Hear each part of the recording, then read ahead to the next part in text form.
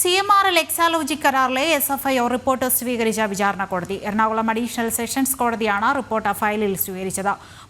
മുഖ്യമന്ത്രിയുടെ മകൾക്കുൾപ്പെടെ കോടതി സമൻസ് അയക്കും.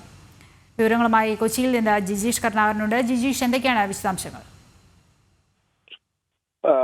കോടതി നടപടികളിലെ ഏറ്റവും പ്രധാനപ്പെട്ട ഒരു ഘട്ടം കൂടിയാണ് SFIO കുറ്റപത്രവുമായി റിപ്പോർട്ടുമായി ബന്ധപ്പെട്ട് നടന്നിരിക്കുന്നത്. കോടതി ഫയലിൽ സ്വീകരിച്ചതോടുകൂടി ഇനിയുള്ള ഒരു പ്രധാനപ്പെട്ട നടപടി എന്ന് പറയുന്നത് ഈ കേസിലെ മുഴുവൻ പ്രതികൾക്കും, വീണ അടക്കമുള്ള മുഴുവൻ പ്രതികൾക്കും സമൻസ് നൽകി കോടതിയിൽ വിളിച്ചു വരുത്തും. അതിനുശേഷം ഈ പ്രതികളെല്ലാം തന്നെ കോടതിയിൽ നേരിട്ട് ഹാജരായി ജാമ്യം എടുക്കേണ്ടതുണ്ട്.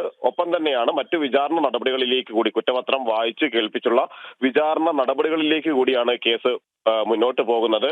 പ്രഥമ ദൃഷ്ട്യാ തന്നെ കേസുമായി മുന്നോട്ട് പോകാൻ കഴിയുന്ന തെളിവുകളും അനുബന്ധമായി തന്നെയുള്ള രേഖകളും ഹാജരാക്കാൻ SFIOയ്ക്ക് കഴിഞ്ഞിട്ടുണ്ട്. അതിന്റെ അടിസ്ഥാനത്തിൽ തന്നെയാണ് കോടതി ഇപ്പോൾ ഈ കേസ് ഫയലിൽ സ്വീകരിച്ചിരിക്കുന്ന റിപ്പോർട്ട് ഫയലിൽ സ്വീകരിച്ചിരിക്കുന്നത്. അതുകൊണ്ട് തന്നെ ഇനി കേസിൽ നമ്പർ 8 തുടർ നടപടികളിലേക്ക് കടക്കുന്ന ഒരു ഘട്ടത്തിലേക്ക് കൂടി വിചാരണ കോടതി, അഡീഷണൽ സെഷൻസ് കോടതി 7 കടക്കുകയാണ്.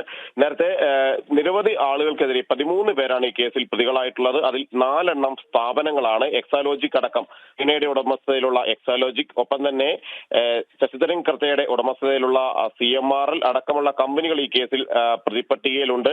ഈ സ്ഥാപനങ്ങൾ തമ്മിലാണ് പ്രധാനപ്പെട്ട സാമ്പത്തിക ഇടപാടുകളെല്ലാം തന്നെ നടന്നിട്ടുള്ളത്. CMRLലും എക്സാലോജിക്കും തമ്മിൽ നടന്ന സാമ്പത്തിക ഇടപാടുകൾ, ഒപ്പം CMRL കണക്കിൽപ്പെടാത്ത പണം, കള്ളക്കണക്കുകളിൽ പണം വകമാറ്റിയതുമായി ബന്ധപ്പെട്ട അന്വേഷണം, ഇതെല്ലാം തന്നെയായിരുന്നു SFIO പൂർത്തിയാക്കിയത്.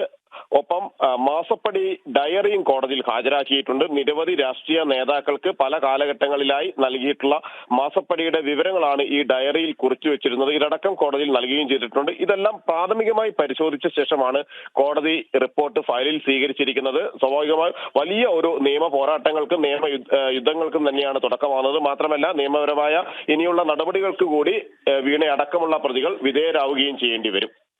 ശരി, ജിജീഷ് കരുണാകരനാണ് കൊച്ചിയിൽ നിന്ന് വിവരങ്ങൾ നൽകിയത്. SFIOയുടെ റിപ്പോർട്ടാണ് ഇപ്പോൾ വിചാരണ കോടതി ഫയലിൽ സ്വീകരിച്ചിരിക്കുന്നത്. കേസിൽ മുഖ്യമന്ത്രിയുടെ മകൾക്കടക്കം നോട്ടീസ് അയക്കും കോടതി.